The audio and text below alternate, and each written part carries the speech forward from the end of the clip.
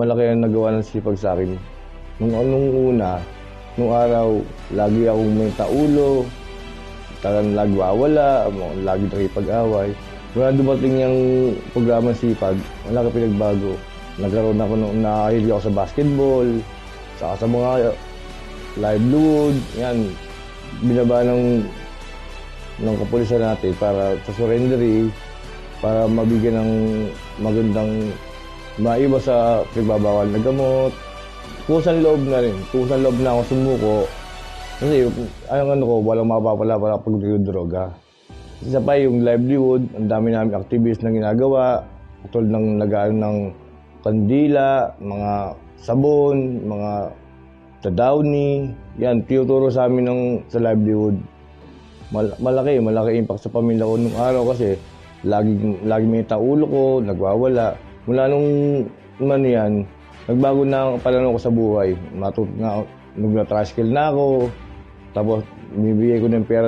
Nung araw kasi, pag may pera ako, puro sa droga na pupunta. Maraming salamat sa ating PNP, binigyan kami ng gabay para magbago at binigyan kami ng chance sa pagkakataon para magbago sa buhay.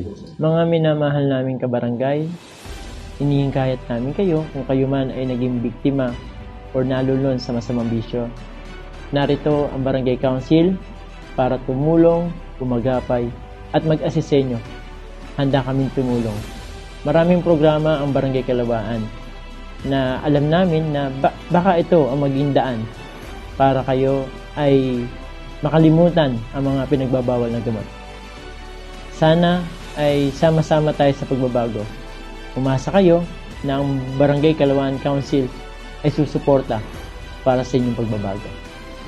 Sa ating mga kababayan na gustong magbago at malayo sa droga, ipag-cooperate kayo sa ating kadak at sa pulisan para may ayos natin ang inyong kalagayan. Yung oportunidad para sa inyo ay patuloy namin kayong sinusubaybayan para mailayo kayo sa kasamang bisyo. Ngayon, ang inyong kapulisan ay hindi nagsasawa na kayo ay alalahanan, lalayuan, iwasan ang bawal na gamot. Para sa inyong pamilya, para sa inyong magandang kinabukasan, ang inyong mga anak, ay tulong-tulong ang ahensya ng gobyerno para kayo ay ma-rehabilitate. Sana'y huwag na kayong bumalik sa dati nyong pinasadlakan.